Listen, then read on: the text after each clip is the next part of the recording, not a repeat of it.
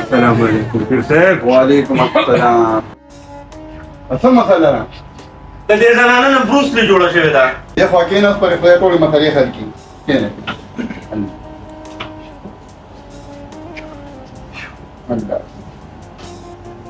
الله دې خوا راکړه. د الله په حکم ګویا نه شه. اوس په پېزور شي پیریا. نازک له دې کباب وروړي.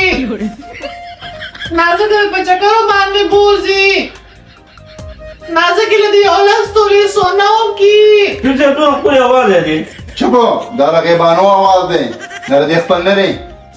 نازک له دې خسته کپڑے واخلي.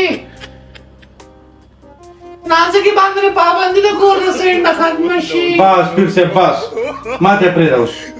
د دې نه بل زو سر سپاسوم. پاسا پاسا.